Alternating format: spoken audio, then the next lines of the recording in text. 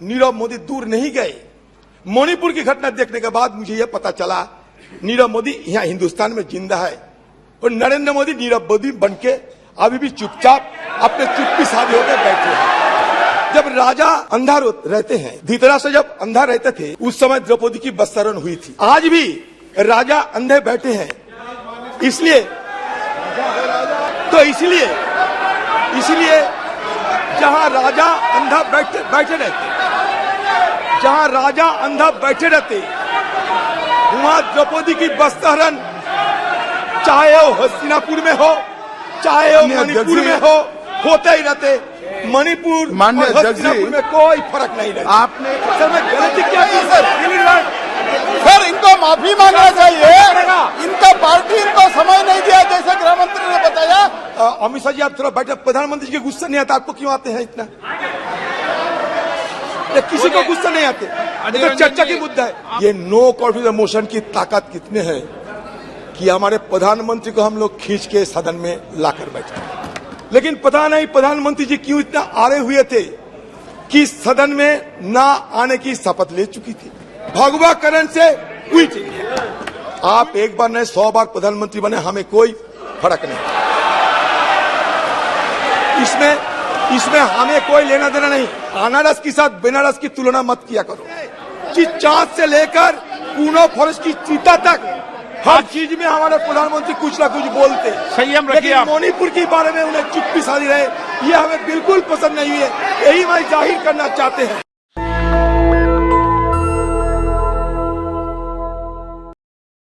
बहुमत की बाहुबली आपके पास है। बहुमत की बाहुबली से आप जीत सकते हो, लेकिन हमें क्यों ये नो कॉन्फिडेंस मोशन लाना पड़े, इसको थोड़ा समझाने की कोशिश होना चाहिए।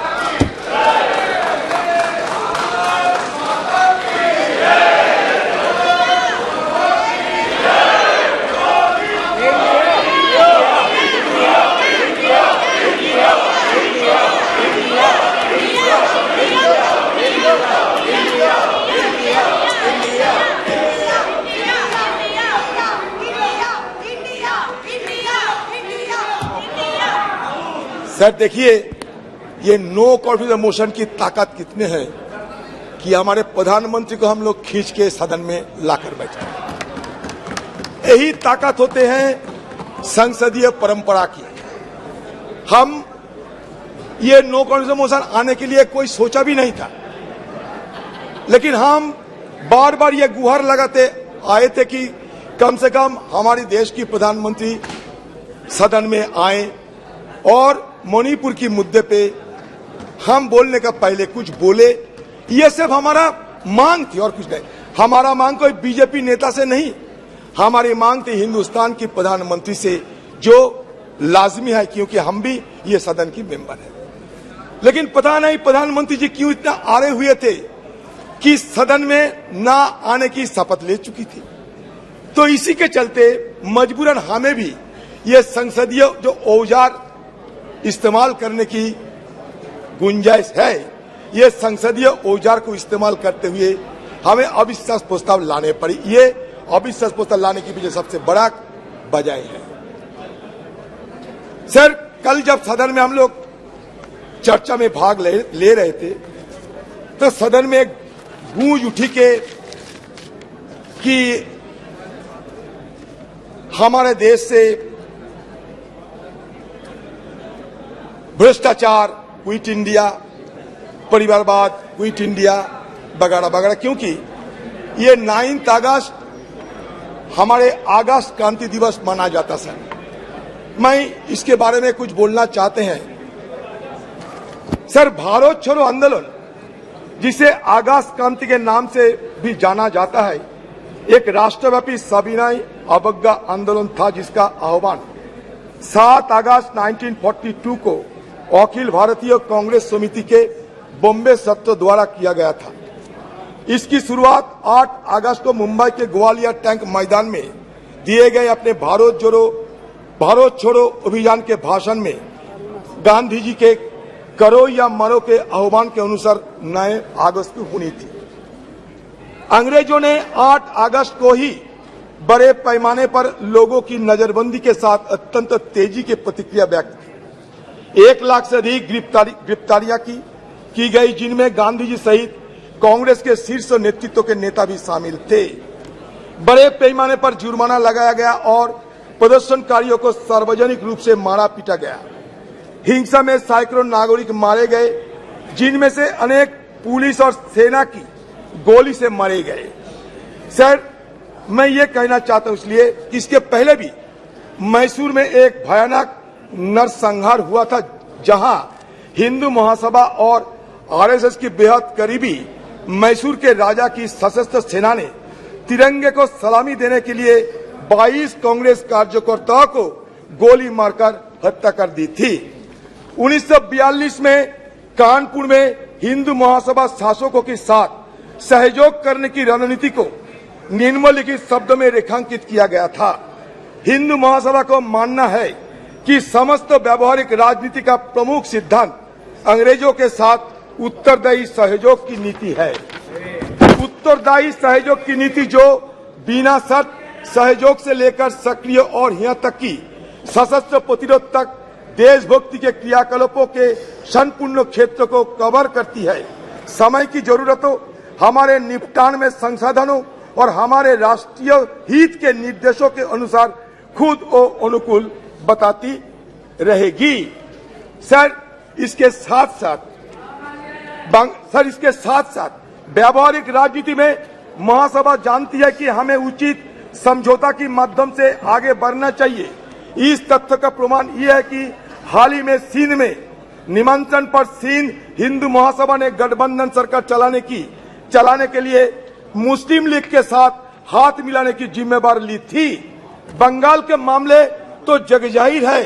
आक्रामक मुस्लिम लीग वाले, जिन्हें कांग्रेस भी अपनी पूरी विनम्रता के बावजूद शांत नहीं कर सकी, जैसे इसी फजलुल हक के प्रधानमंत्रित्व और उनके सक्षम नेतृत्व में हिंदू महासभा और गठबंधन सरकार के संपर्क में आए, काफी हद तक समझौतावादी और मिलनसार हो गए। हमारे सम्मानित महासभा नेता स्वर्गीय डॉक्टर श्यामा प्रसाद मुखर्जी ने दोनों समुदायों के लाभ के लिए लगभग 1 वर्ष तक सफलतापूर्वक कार्य लिया।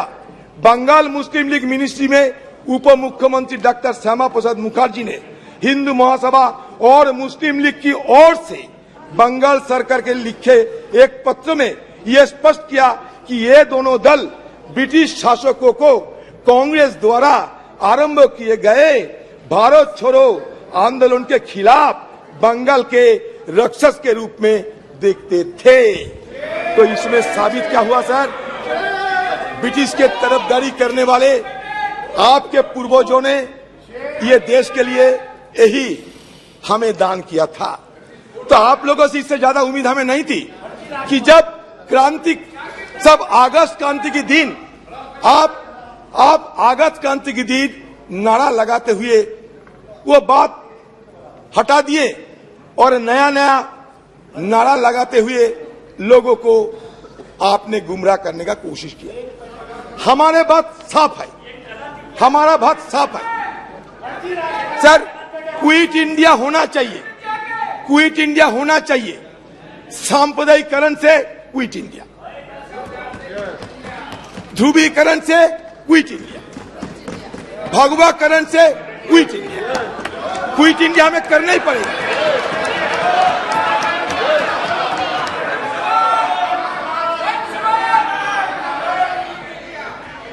आजादी के शाम न हम होने देंगे। शहीदों की कुर्बानी को बदनाम ना होने देंगे। बची रहे एक बूंद लहू की रंगों में भारत माता की आंचल को बर्बाद नहीं होने देंगे। यही हमारा मकसद है। मैं सिर्फ ये कहना चाहते हैं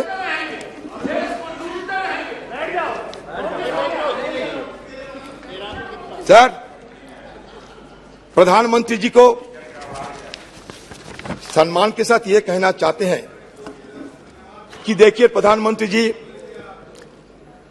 आप एक बार नहीं 100 बार प्रधानमंत्री बने, हमें कोई फर्क नहीं। इसमें हमें कोई लेना देना नहीं। हमें लेना देना भारत की आम जनता के साथ। जब मणिपुर गए तो मणिपुर की दशा देखा हमने, और दशा देखने के बाद हमें जरूर यह महसूस हुई कि कम से कम देश की सबसे बड़ा मुखिया होने के नाते प्रधानमंत्री जी को एक बार मणिपुर के आम वासियों के लिए कुछ संदेश देना चाहिए, कुछ संदेश देना चाहिए थे। शांति की कोई पैगाम लेकर प्रधानमंत्री जी को खुद कोई कार्रवाई करना चाहिए थे। कम से कम आपकी तरफ से एक बार मणिपुर के लोगों को अपना मन की बात रखना चाहिए थे। सर, ये मांग कोई गलत मांग नहीं है, मणिपुर के आम लोगों की मांग था। सर, शेक्सपियर की एक मैकबेथ एक लेख है। मैकबेथ को सर ये टायरेंट कहा जाता था, एक टायरेंट किंग मैकबेथ, अत्याचारी राजा।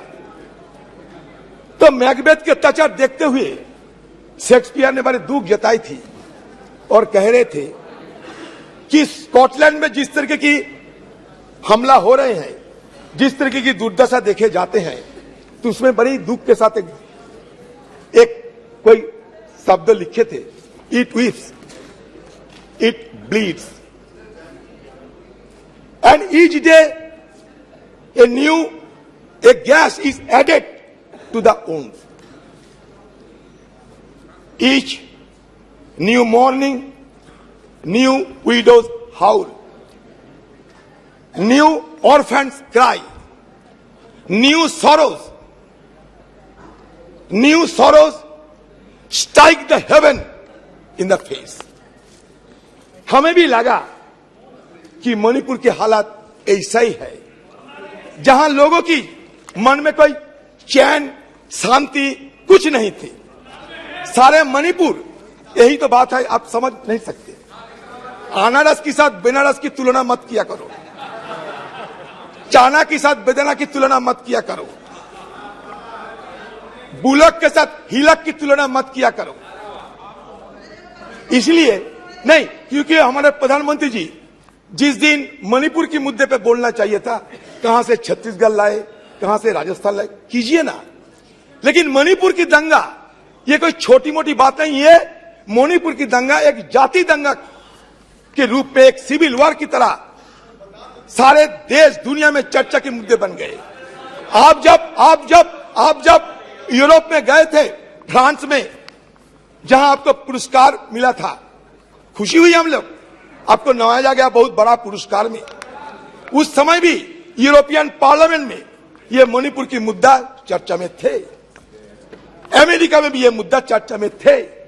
तो हमारी तरफ से ये बार बार समझाने की कोशिश किए गए थे कि Manipur issue cannot be confined to any state और any nation. It has already assumed a global dimension. That is why Prime Minister intervention is indispensable, is called for. That was our argument.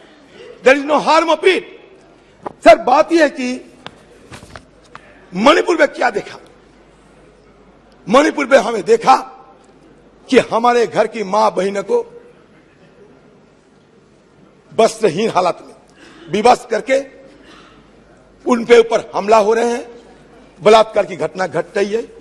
तो मुझे एक बार ये बोलने का इच्छा हो रहे हैं कि जब राजा अंधा रहते हैं, धृतराष्ट्र जब अंधा रहते थे, उस समय द्रौपदी की वस्त्रण हुई थी। आज भी राजा अंधे बैठे हैं, इसलिए किसी को नाम नहीं लिया, किसी को नाम नहीं लिया मैंने, किसी को नाम नहीं लिया मैंने। तो इसलिए जहां राजा अंधा बैठे रहते, जहां राजा अंधा बैठे रहते, वहां द्रौपदी की वस्त्रहरण, चाहे वो हस्तिनापुर में हो चाहे वो मणिपुर में होते ही रहते। मणिपुर माननीय और अध्यक्ष जी, हस्तिनापुर में कोई फर्क नहीं रहता। आपने एक अपील की थी कि आइदर और साइड से बहस को शांति से सुना जाए। हम बड़े धैर्यपूर्वक सुनते गए। उन्होंने कहा कि हमने ब्रिटिश की कार्यपद्धति हमारी संसद ने अडॉप्ट की है, पूरे देश का अपमान किया, हम चुपचाप बैठे रहे। हमारी संविधान सभा ने ये पूरी प्रक्रिया तय की है, स्वीकार करी है। आगे माननीय अध्यक्ष जी, इसके बाद भी अनर्गल बोलते रहे। अब मैं अभी ये जो प्रयास कर रहे हैं, उनकी पार्टी ने उनको समय नहीं दिया। मेरे बोलने के साथ बात दिया जाएगा। आपने समय दिया, उसमें कुछ स्कोर करना चाहते हैं, कुछ मान्यता मगर माननीय अध्यक्ष जी, इस सदन की एक गरिमा है।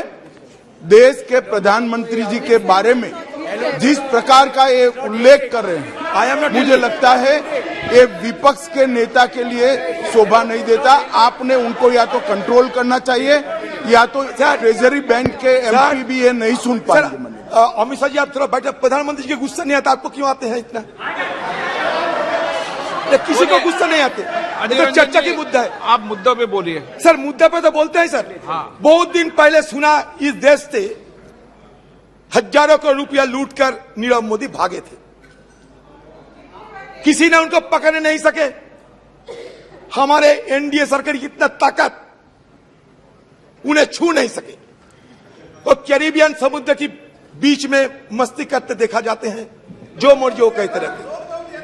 तो मैंने सोचा कि नीरव मोदी सारे जिंदगी के लिए हमारे से दूर चले गए, लेकिन अब पता चला नीरव मोदी दूर नहीं गए। मणिपुर की घटना देखने के बाद मुझे यह पता चला नीरव मोदी यहां हिंदुस्तान में जिंदा है, और नरेंद्र मोदी नीरव मोदी बनके अभी भी चुपचाप अपने चुप्पी साधे होकर बैठे हैं।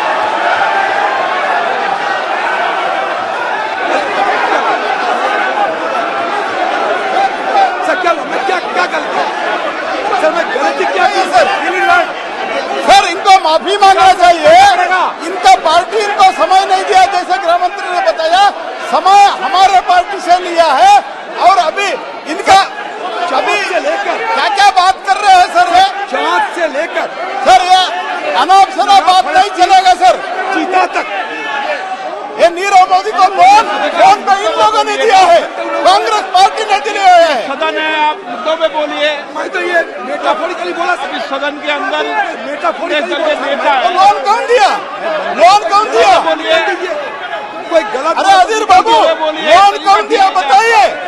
आपके एआईसी के ऑफिस से फोन करके लोन दिलवाया नीरव मोदी को। क्या बात कर रहे हैं? अगर आप सत्ता में रहते तो नीरव मोदी इधर ही रहता था। उनको लोन वसूली करने के लिए हमने कोशिश की, हमारा सरकार इसीलिए भाग गए हैं।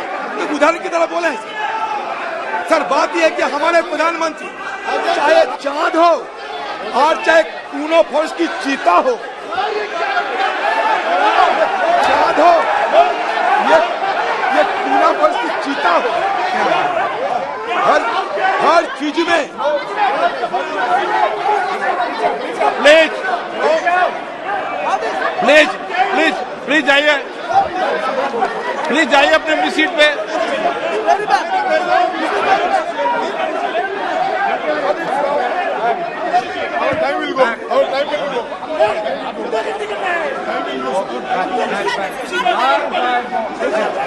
प्लीज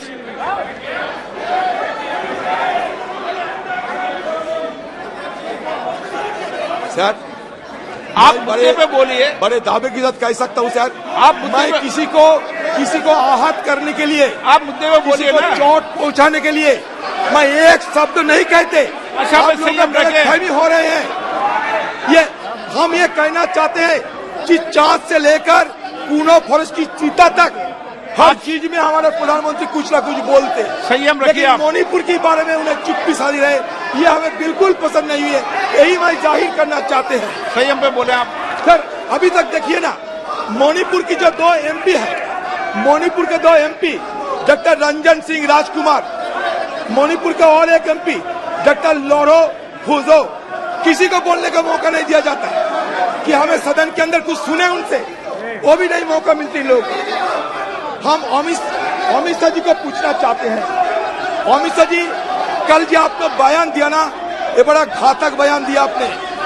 आपने कहा था कल, याद कीजिए, कि हम बफर जोन में सारे सिक्योरिटी फोर्सेस को तैनात किया है। याद कीजिए, आपने खुद स्वीकार करते हैं कि बफर जोन बन गए हैं। बफर जोन कहाँ बनते? लाइन ऑफ कंट्रोल में बफर जोन बनते। इसका मतलब आप क्या स्वीकार करते हैं कि कुकीलैंड और मेरीलैंड अलग हो गए? Please conclude. नहीं सर, चलिए प्लीज कंक्लूड। सर, कैसे सर? ओके सर, इसीलिए ये बफर जोन की बात कभी आपको नहीं करना चाहिए था। मतलब आज जो sense of delineation, it is going to be translated into a geographical delineation of the two warring faction. इसलिए मैं आपको सतर्क करना चाहते, कल आपने बड़ा गलत बयान पेश की है। ये बफर जोन की मुद्दा उठाकर आपने खुद स्वीकार किया कि बफर जोन अभी है। आपने कांग्रेस पे आरोप लगाने का कोशिश किया, लेकिन देखिए, आपने खुद राज्यसभा में ये बताया कि 1528 फेक काउंटर हमारी जमाने में हुई थी। ये आपने यही नहीं बताया कि कितने साल तक वो हुई थी। 33 साल तक, 33 साल में हुई थी। Sir rule 352(5) sir rule 252(5) sir, Congress की जमाने में upon the conduct Congress of की the person in high authority unless the discussion is based on the substantial motion drawn in proper term. Sir, ऐसा कुछ नहीं हुआ है सर। इसको एक्सपंज करना, prime minister is high authority, इसको एक्सपंज करना चाहिए और माफी मांगना चाहिए सर। ऐसा नहीं चलता है सर।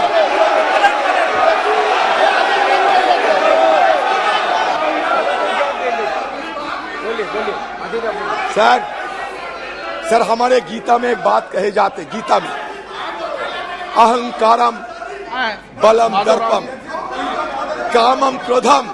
इनका पॉइंट ऑफ ऑर्डर है माननीय अध्यक्ष जी। बोलिए ना। सर 352 अहंकारम 352(5) सर, बलम दर्पम referring to the fact matter on which the judicial decision is pending. Second समस्या, मैं ये सब रेफर नहीं करता हूँ। मोमो 5वां नंबर पर यह है, reflect upon the conduct of the person unless the discussion is based on the substantive motion drawn in proper term। कोई मोशन मूव नहीं किया है।